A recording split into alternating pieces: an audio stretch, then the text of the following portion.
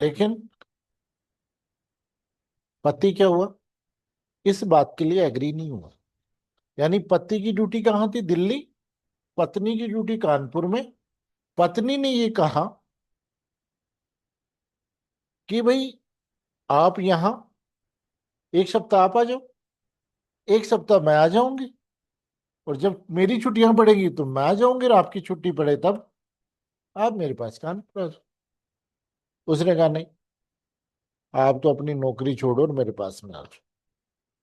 पत्नी ने मना कर दी, मैं नौकरी छोड़ के तो नहीं आ सकती। तो पति ने उसे सेक्शन 9 का नोटिस दिया। मामला कोर्ट में आया। कोर्ट ने कहा कि भाई पहली चीज, सेक्शन 9 के लिए क्या आवश्यक है। सेक्शन 9 हिंदू मैरिज एक्ट में रेस्टिट्यूशंस ऑफ कॉग्निजेंस राइट्स की एप्लीकेशन मूव करने के लिए क्या जरूरी है। तो उन्होंने कहा दो शर्तों का पूरा होना जरूरी है। कितने, 2 कंडीशंस का पूरा होना जरूरी है। पहली चीज तो कि विवाह के एक पक्षकार ने दूसरे पक्षकार का त्याग कर दिया, और दूसरा, उस त्याग का रीजनेबल कारण, बिना किसी रीजनेबल कारण से अलग रह। अगर ये दो बातें हैं तो ही सेक्शन 9 अप्लाई होगा। ठीक है। तो इसके लिए केस है, केस का नाम लिख लीजिए, A N Nehra, Radha Krishna, sorry Radha Swami, N R Radha Krishnan, N R Radha Krishnan,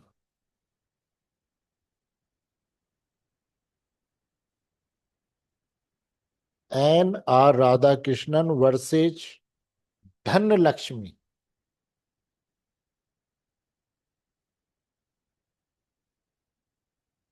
Lakshmi, N R Radha Krishna versus Dhan Lakshmi. ये केस है 1957, सुप्रीम कोर्ट। ठीक है। अगर पत्नी रीजनेबल कारण से, है ना, युक्ति युक्त कारण से सेपरेट रह रही है, तो सेक्शन 9 में पति को अधिकार नहीं है।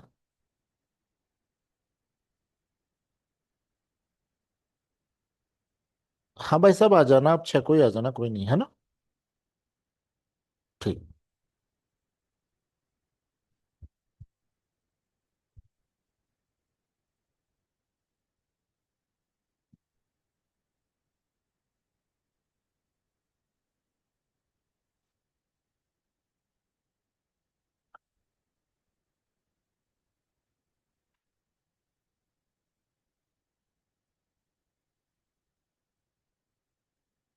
अगर इसमें क्या लिखा है, पहली चीज तो सेक्शन 9 के लिए क्या जरूरी है, युक्ति युक्त यानी रीजनेबल एक्सक्यूज।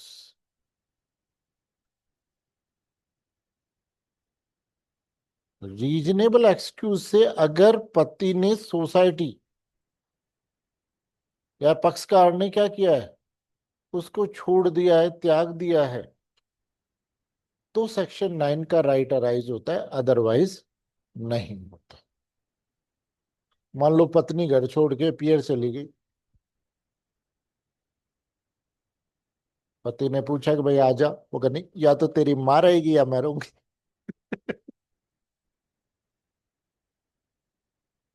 क्या ये रीजनेबल ग्राउंड है? वहां सेक्शन 9 अप्लाई नहीं। तो इसलिए पति पत्नी को सेक्शन 9 में एक दूसरे को क्या करने का, वापस से कॉग्निजेंट राइट्स को एस्टेब्लिश करने के लिए आवेदन करने का, और कोर्ट इसके लिए ऑर्डर कर सकता फिर सेक्शन 10 में दे रखा है सेपरेशन की बात।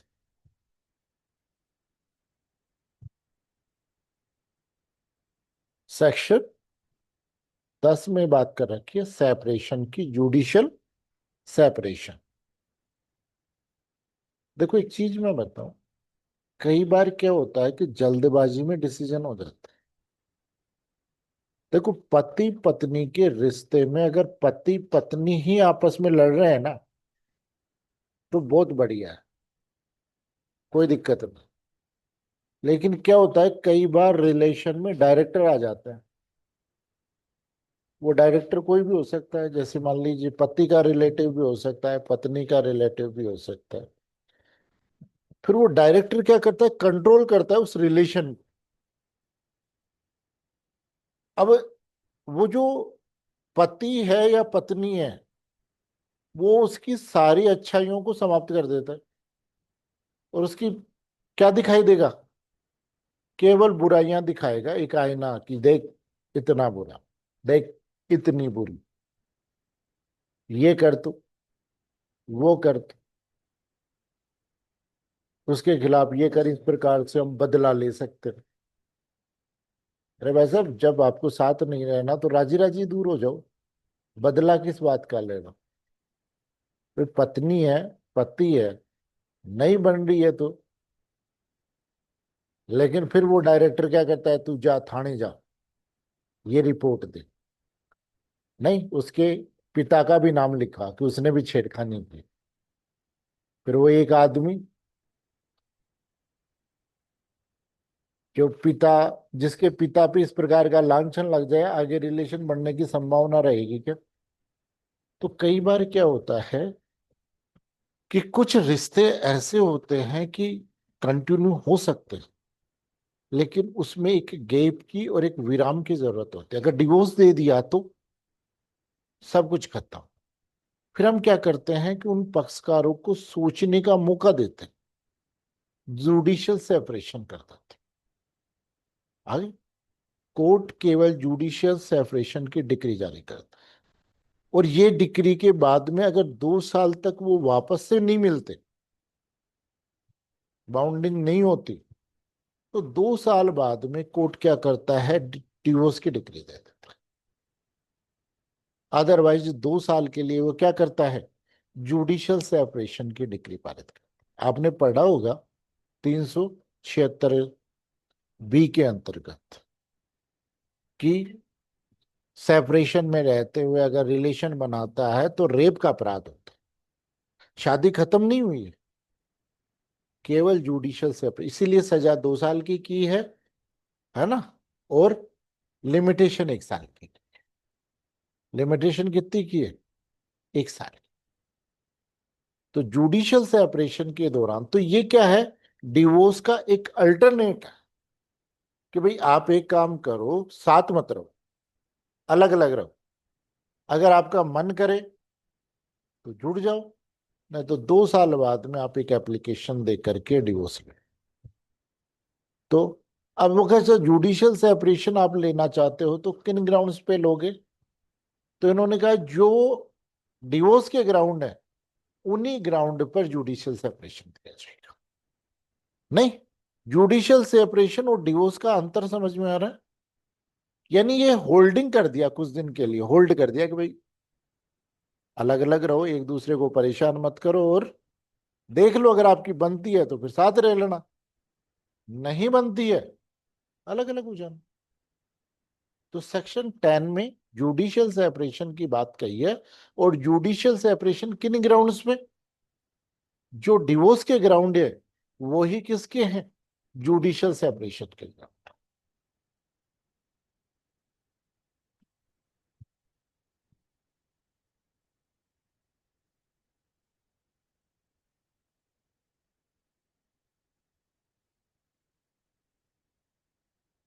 किसका, 2 साल का? नहीं बेटा, 6 महीने से 1 साल का तो टाइम उसका दे रखा है, जब म्यूचुअल की डिग्री पेश की जाती है ना, तो वो 6 महीने का पीरियड देता है, 6 महीने से 1 साल का।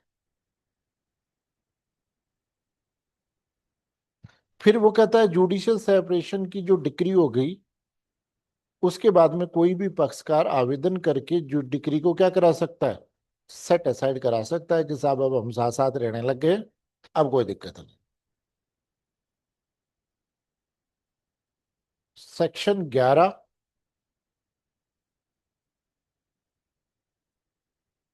और 12 महत्वपूर्ण।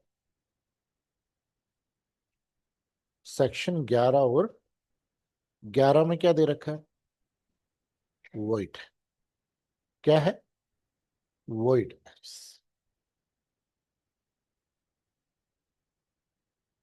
कि कब मैरिज वोइड होती, तो इन्होंने कहा कि सबसे पहले सेक्शन 5 फर्स्ट की अगर शर्त पूरी नहीं तो विवाह क्या होगा, वोइड। विवाह कैसा होगा, वोइड होगा, अगर वो नहीं करवाई है तो। दूसरा, सरपिंड नातेदारी में और प्रोहिबिटेड रिलेशन में अगर कोई शादी हुई है तो विवाह क्या होगा, शून्य। नहीं,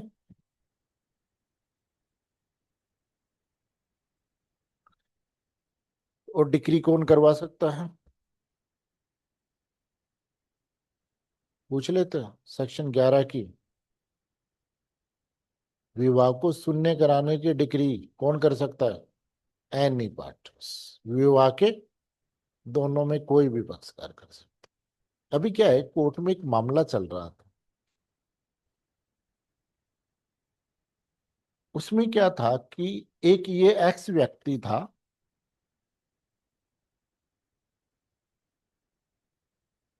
इसके दो लड़के हैं, और जब कोरोना चल रहा था ना, तो इस एक्स ने इस वाई के साथ शादी कर ली। वाई के साथ क्या कर ली, शादी कर ली। अब शादी के कुछ दिन बाद में एक्स की क्या हो गई, मृत्यु हो गई। तो इस वाई ने इसकी प्रॉपर्टी में सक्सेशन के लिए वादा दायर किया, डिवाइडेशन के लिए, कि भाई मेरे को मेरा हिस्सा दिलाओ इन दोनों से। ये पक्ष ये कह रहा है कि इस वाई की शादी एक्स के साथ जबरदस्ती कराई गई, मेरे पिता के साथ में क्या कराई थी, जबरदस्ती कराई गई, इसलिए इसे कोई अधिकार नहीं है कि भ्रम के अधीन कराई गई थी, जबरदस्ती। तो जबरदस्ती की गई शादी कैसी होती है,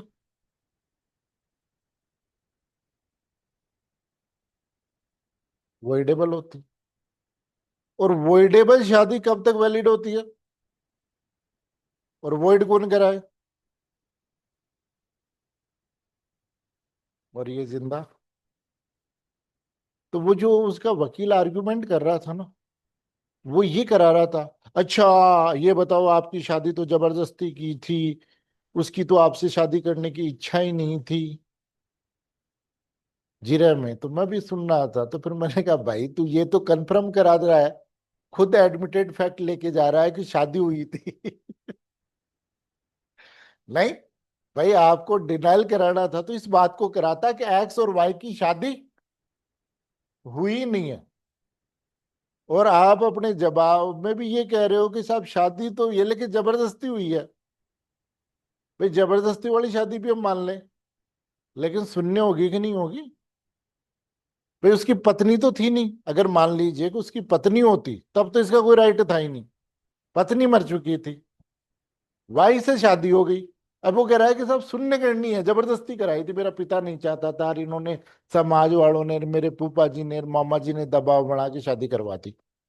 तो कि भाई कैसे भी शादी हुई हो, लेकिन शादी हो गई ना, और सुनने करनी थी, चलो हम मान लेते हैं कि दबाव में थी, तो भी कौन करा था, एक्स ने तो करवाई नहीं।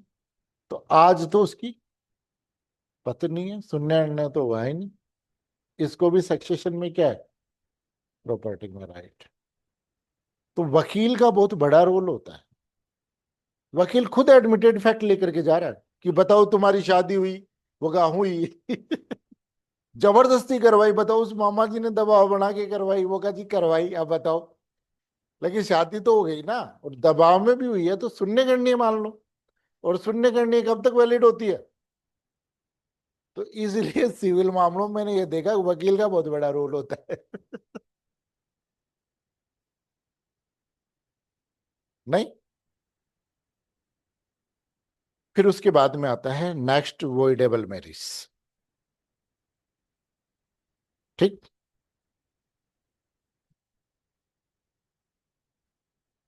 जिसमें जो शादी पहला ग्राउंड होगा किसका? शून्य करने का।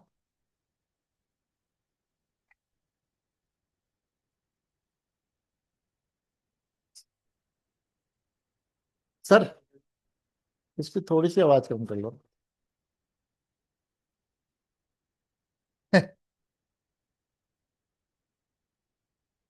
हाँ।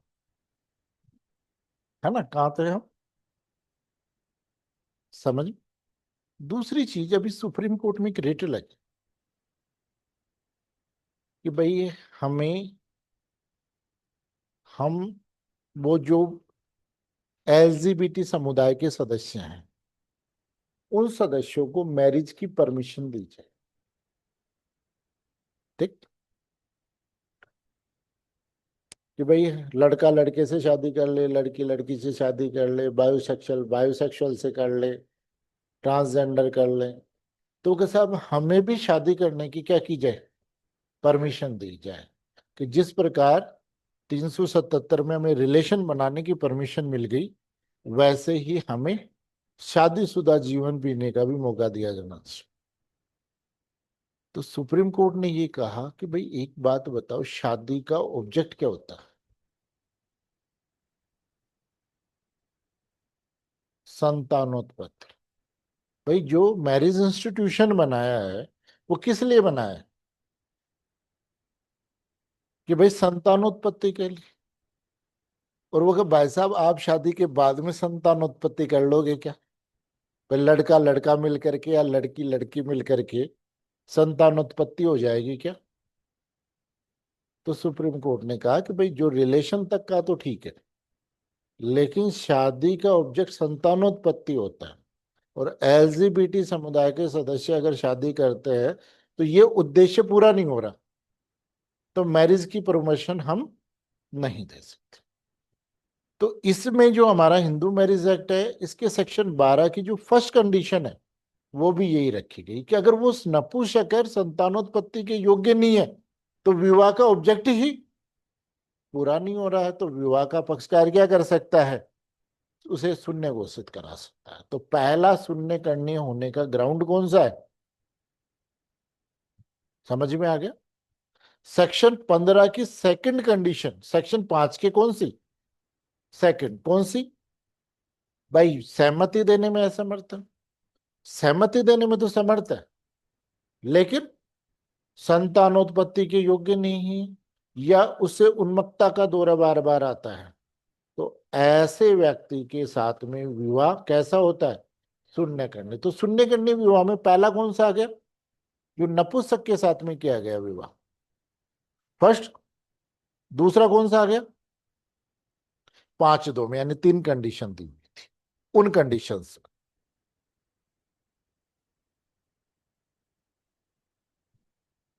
फिर आता है सी।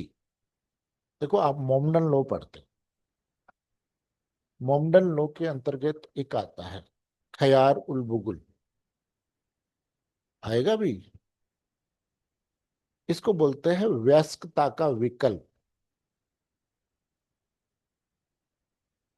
यानी इसमें क्या होता है कि भाई मोमडन लॉ में वयस्कता की जो आयु है वो कितनी है? 15 वर्ष। और 15 वर्ष की अगर कोई बालक या लड़की है वो अपनी शादी के लिए सहमति दे सकता है। कहां पर? मुस्लिम लोग। लेकिन मुस्लिम लॉ में एक प्रोविजन कर दिया कि अगर मान लीजिए कि इसकी 15 वर्ष से पहले शादी हुई, किसकी, लड़की की, और उसके संरक्षक ने वो शादी करवाई और उसकी सहमति कपट से ली गई थी, तो इस लड़की के पास में या लड़के के पास विकल्प होता है कि 18 वर्ष की आयु तक में क्या करा सकते हैं, इस विवाह को जीरो करवा सकते। लेकिन एक दूसरी शर्त है कि इस 15 से 18 के बीच में इन पक्षकारों का रिलेशन नहीं बनना चाहिए। अगर 15 से 18 के बीच में रिलेशन हो गया तो फिर वयस्कता का विकल्प नहीं मिलेगा। आगे बात, इसी प्रकार हमारे हिंदू लॉ में भी है। कहां पर, सी में, कि जहां अर्जीदार की संरक्षक की सहमति से क्या हुआ है, विवाह हुआ है, और वो विवाह कैसे करवाया गया है, कपट से किया गया है, तो वयस्क होने पर उसे क्या करवा सकते हैं, शून्य करवा सकते हैं। ठीक। हिंदू लॉ में ये कब शुरू होता है, मोहम्मडन लॉ में तो ये 15 से 18, और हिंदू लॉ में ये कब शुरू होता है, 18 वर्ष के बाद। और अगर इस बीच में 18 वर्ष के बाद रिलेशन बना लिया तो अभी कोई फर्क नहीं पड़ता, हिंदू लॉ में कोई फर्क नहीं पड़ता, मोहम्मडन लॉ में फर्क पड़ता है। समझ गए।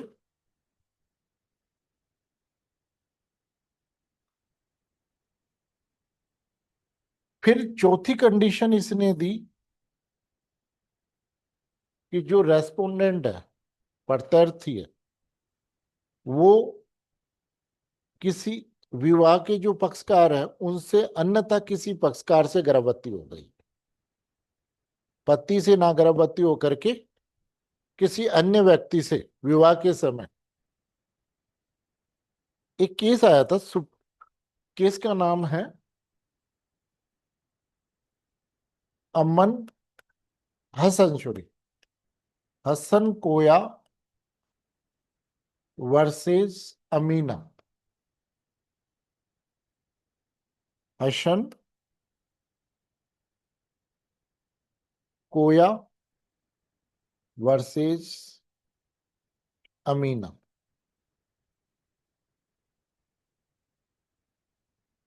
इस केस में शादी के समय पत्नी 6 वर्ष 6 माह की गर्भवती थी। ठीक। शादी के बाद में ये हसन कोया कहता है कि साहब ये किसी अन्य व्यक्ति से गर्भवती है, इसलिए इसे क्या कर दिया जाए, डिवोर्स की डिक्री पारित कर दी जाए। कृष्ण क्लास ले रहा हूं, अभी करता हूं ना। ठीक है।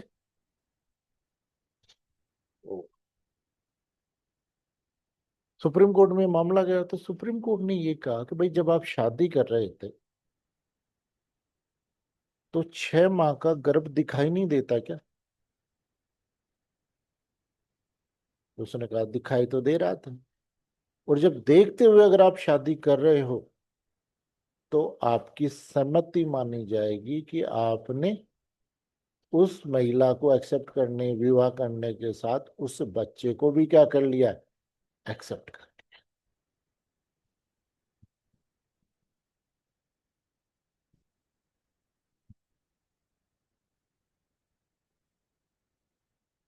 तो कितने ग्राउंड है, वॉइड मैरिज के कितने ग्राउंड है सेक्शन 11 में, 3 ग्राउंड।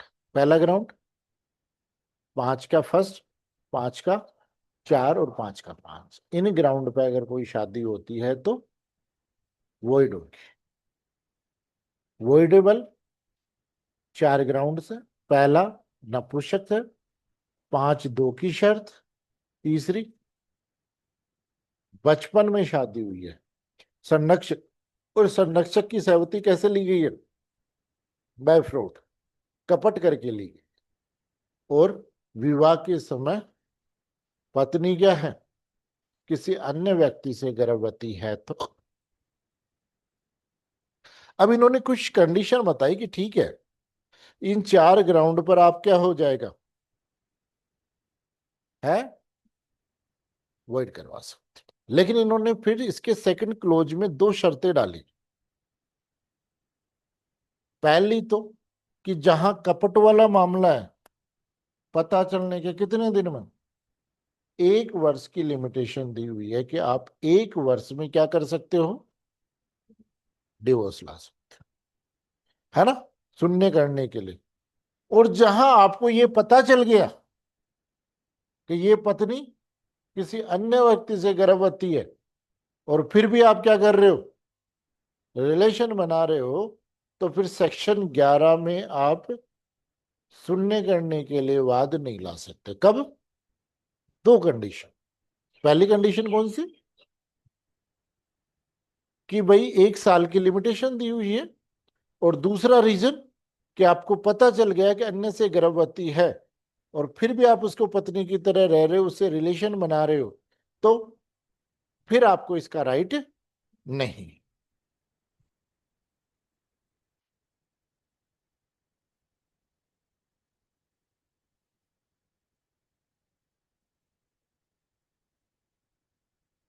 फिर इन्होंने बी में 3 वो दिए हैं,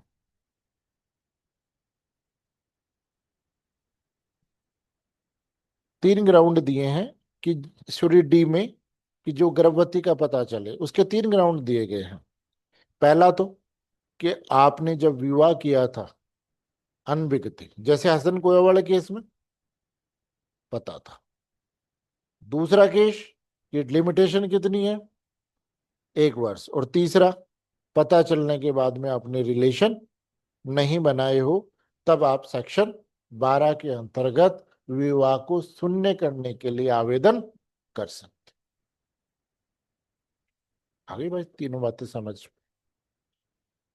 फिर उसके बाद में सेक्शन 13 में वर्ड यूज किया गया है क्या, डिवोर्स या विवाह विच्छेद। ध्यान रखना, हिंदू लॉ में तलाक वर्ड नहीं है, हिंदू लॉ में तलाक शब्द नहीं है। क्या वर्ड यूज कर रखा है, डिवोर्स या विवाह विच्छेद। मोमडन लॉ में भी विवाह विच्छेद का एक प्रकार है तलाक।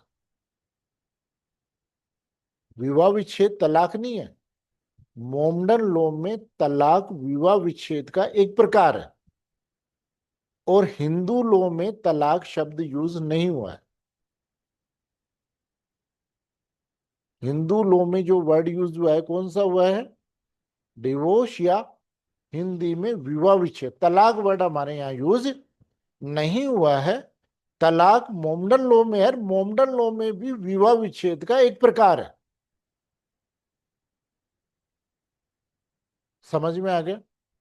तो सेक्शन 13, भाई देखो यह अधिनियम आया था उससे पहले तो हिंदू लॉ में डिवोर्स का प्रावधान था ही नहीं।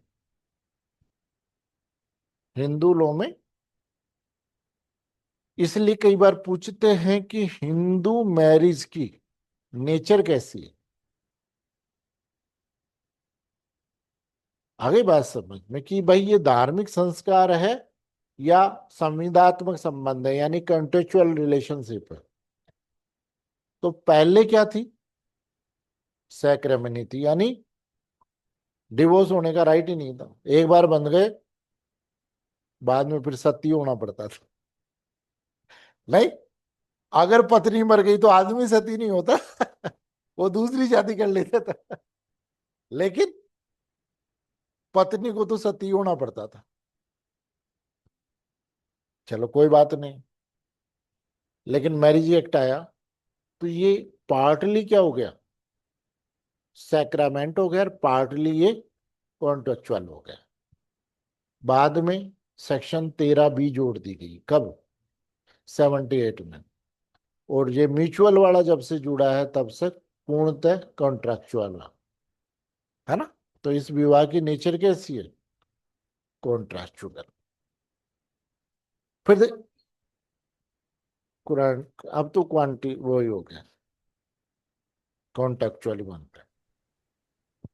फिर देखिए सेक्शन 13 में इन्होंने डिवोर्स के ग्राउंड दिए। तो देखो इन्होंने दो पार्टों में बांटा है, 13 फर्स्ट और 13 सेकेंड। कितने पार्टों में बांटा है? 13 फर्स्ट और 13 सेकेंड, दो पार्टों में बांटा है। 13 सेकेंड में राइट किसको है? केवल वाइफ को है ना? लेकिन वन में केवल दोनों पक्षकारों को और सेकंड में केवल पत्नी को। अब क्या राइट दे रखा है? पहला, जो डिवोर्स का आधार है कि पति पत्नी ने विवाह के पक्षकार से अन्यथा किसी व्यक्ति के साथ में क्या किया है? लैंगिक संबंध बनाया, सेक्सुअल रिलेशनशिप हुई है अगर विवाह के किसी पक्षकार की, तो ये डिवोर्स का क्या है? एक ग्राउंड। फिर इसके फर्स्ट ए जोड़ा, जिसमें इन्होंने कहा कि पक्षकार ने दूसरे पक्षकार के साथ क्या किया है? क्रूरता की, क्रूरल्टी की है। क्रूरल्टी जरूरी नहीं है फिजिकल हो, मेंटली भी हो सकती। तीसरा, जुडिशियल सेपरेशन हुआ वो कितने दिन के लिए? 2 साल के लिए। यानी एक पक्षकार ने दूसरे पक्षकार को पिछले 2 साल से क्या कर रखा है? अभी त्याग कर रखा है, छोड़ रखा है। फिर शादी ये किस पे अप्लाई होता है? हिंदू लोग पे। और अगर वो हिंदू नहीं रहा, कन्वर्ट कर लिया किसी पक्षकार ने, तो डिवोर्स का ग्राउंड कुछ होता है। ठीक। एक केस है, केस का नाम लिख लिया, Lily Thomas versus Union of India 2000। Lily Thomas versus Union of India, AIR 2000, Supreme Court.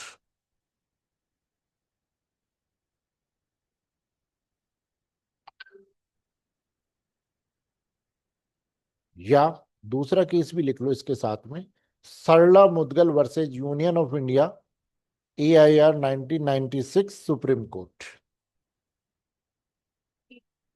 96। Sarla Mudgal versus Union of India 1996, Supreme court.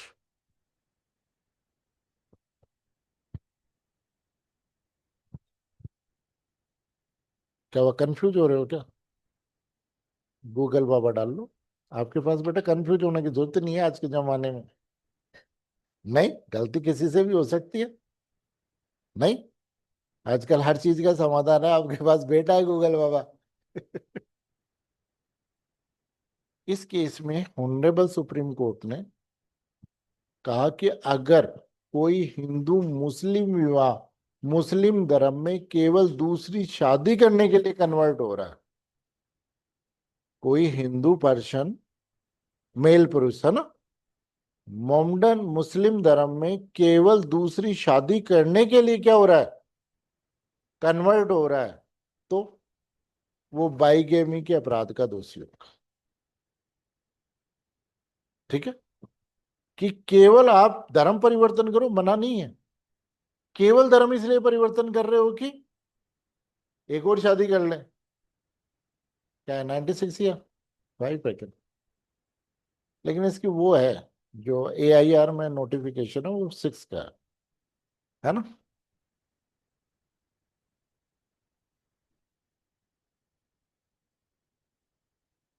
हाँ, कहाँ थे हम? समझ गए कि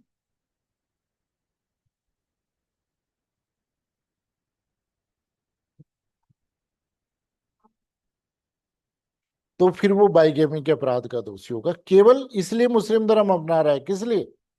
कि दूसरी शादी के पर्पज से, तो वो फिर बाईगेमी के अपराध का क्या होगा?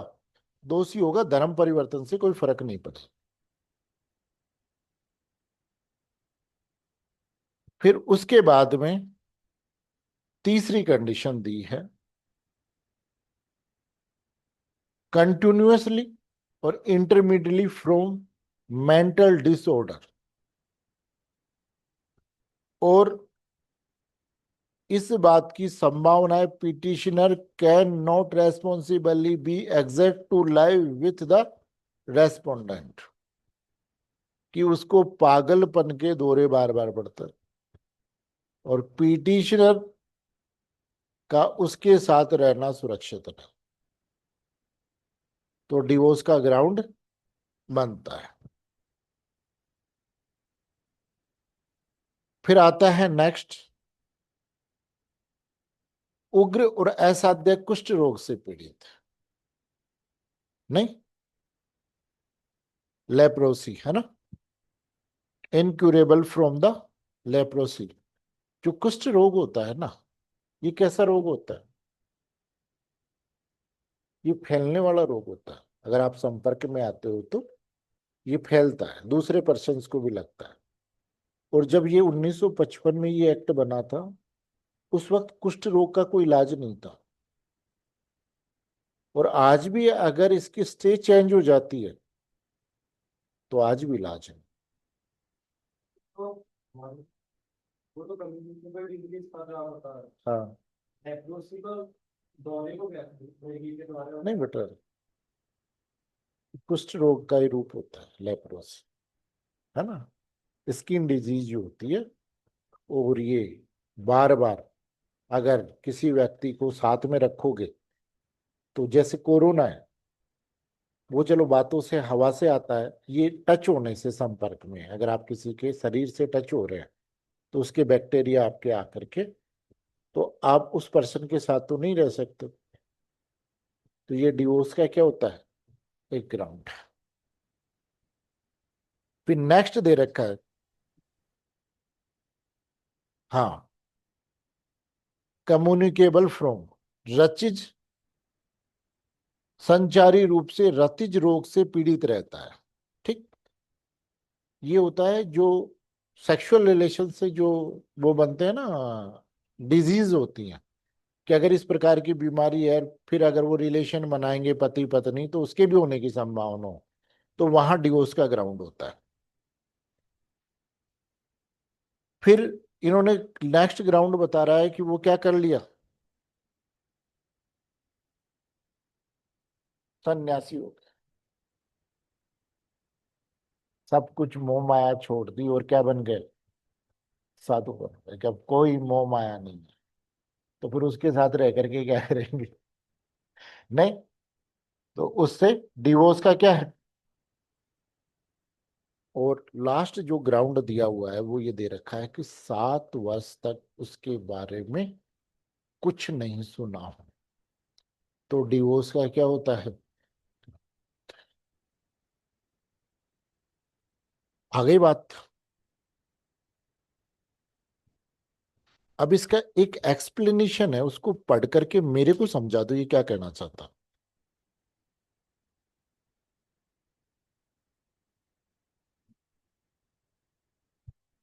जो इसका एक्सप्लेनेशन है उसको पढ़ करके मेरे को बता दो क्या कह रहा है।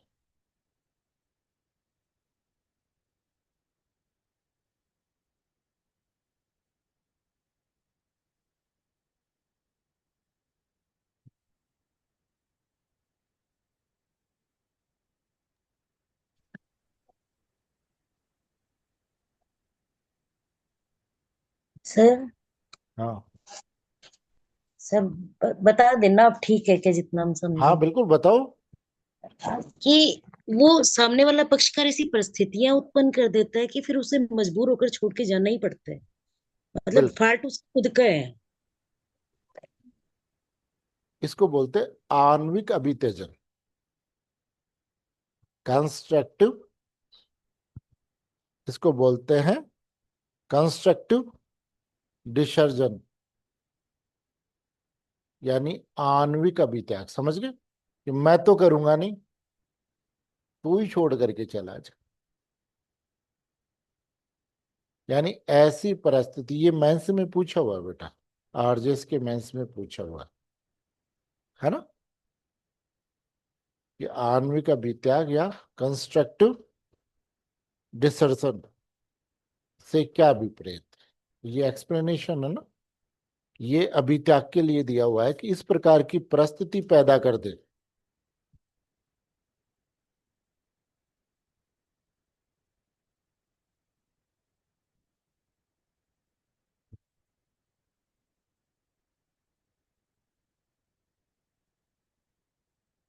फिर उसके बाद में इसका फर्स्ट ए जोड़ दिया, है ना, इसमें दो ग्राउंड जोड़ दिया, सॉरी वो यही था बेटा, जुडिशियल सेपरेशन के बाद 1 वर्ष, और सेक्शन 9 की डिक्री, सेक्शन 9 और 10 की डिक्री पारित होने के बाद, यानी कॉग्निजेंस राइट्स की विवाह के प्रत्यास्थापना की, और हाँ अगर वो 1 साल पूरा हो गया तो वो आवेदन करके डिवोर्स ले सकते हैं, दोनों में कोई भी पक्षकार। फिर इसका सेकंड, ये राइट किसको दिया हुआ है? केवल पत्नी।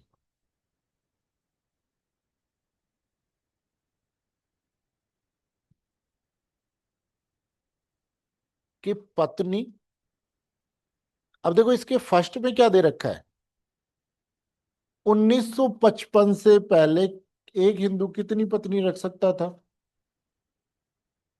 कितनी भी रख सकता था। मान लीजिए एक के 3 पत्नी है, हिंदू मैरिज एक्ट लागू हो गया। अब इन दो को, जो पहली पत्नी है उसको छोड़ करके बाकी जो दो हैं, अगर वो चाहें तो डिवोर्स ले सकते हैं।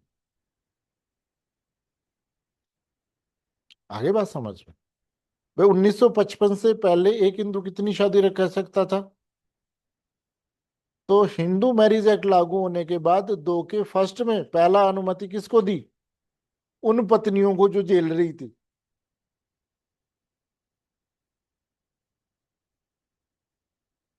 भाई जो रुकना चाहती है वो रुक जाओ, बाकी जो जाना है वो जाओ, या एप्लीकेशन लगा करके साहब उसके पास एक ऑलरेडी है, हमारा पीछा छुड़ाओ। है ना, इस ग्राउंड पर कि उसके पास में जीवित पत्नी है ना, तो ये उनके लिए थी, समझ गए? ये आप चाहो तो पीछा छुड़ा सकते हो। फिर दूसरा, कि पति अनुष्ठान के पश्चात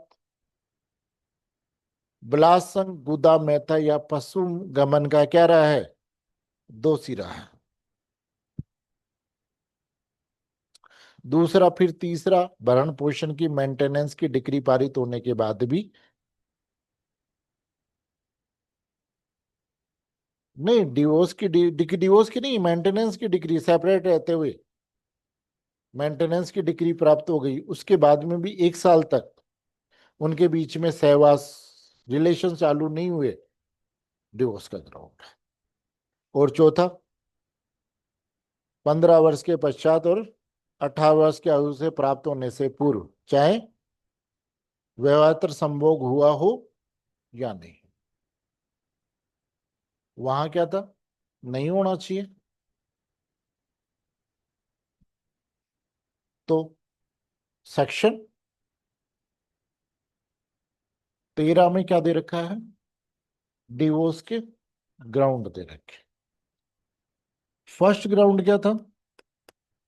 कि विवाह का पक्षकार कोई भी पक्षकार किसी दूसरे के साथ रिलेशन बनाता। फिर दूसरा ग्राउंड, क्रूरता, क्रूरता की। तीसरा ग्राउंड है 2 साल तक से लिव से अभी त्यजन कर रखा है, छोड़ रखा है ना, डिसर्जन। फिर किसमें हिंदू नहीं रहा हुआ है, किसी दूसरे धर्म में क्या हो गया है? कन्वर्ट हो गया। फिर उसके बाद में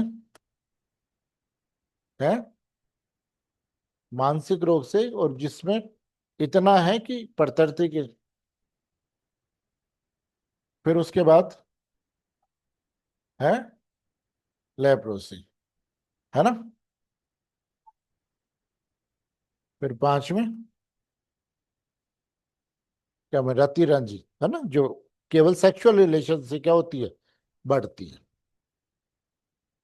फिर सन्यासी हो गया। फिर है। तो ये फर्स्ट में दिया हुआ है किसके, फिर इसके फर्स्ट का ए बना दिया और इसमें 2 ग्राउंड और दे दिए यानी सेपरेशन की डिग्री का 1 साल हो गया या कोग्निजन लाइन्स का 1 साल हो गया है। उसमें उसने सहवास चालू नहीं किया है, इसमें वो साथ साथ रहना शुरू नहीं किया है। फिर सेकंड में 4 राइट दिए हुए हैं किसको, पत्नी को। पहला तो कि अगर उसकी ऑलरेडी जीवित पत्नी है तो वो डिवोर्स ले सकती है, ये वो उन पत्नियों के लिए। फिर सेकंड, रेप या पशु गमन या, है ना। फिर तीसरा, भाई सेपरेट रहते हुए मेंटेनेंस हो गया और 1 साल से मेंटेनेंस ले रही है और उनके बीच में रिलेशन नहीं बना है तो।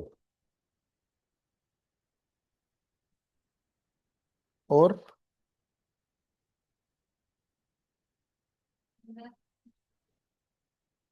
है ना। अब एक बात समझना मेरी, सेक्शन 10 को आप पढ़ते हो, है ना। तो ये कह रहा है कि जुडिशियल सेपरेशन के वही ग्राउंड है जो डिवोर्स के, जो 13 फर्स्ट और सेकंड में दी। आरजेस 2008 में क्वेश्चन आया था कि वह कौन से ग्राउंड हैं डिवोर्स के जिनमें जुडिशियल सेपरेशन की आवश्यकता नहीं। आई मेरी बात समझ। अब आप कल ये छांट करके लाओगे कि ये जो ग्राउंड आपने देखे हैं ना, इनमें कौन से ग्राउंड ऐसे हैं जो जुडिशियल सेपरेशन के ग्राउंड नहीं हो सकते। 10 तो यही कह रहा है कि जो जुडिशियल सेपरेशन के ग्राउंड है, किसके, डिवोर्स के ग्राउंड है वही। लेकिन आपको वो ग्राउंड आइडेंटिफाई करने हैं जो केवल डिवोर्स का हो सकता है, जुडिशियल सेपरेशन का नहीं हो सकता। कल बताओगे आप इसको ढूंढ करके, ये 2008 के आरजेएस में पूछा हुआ भी।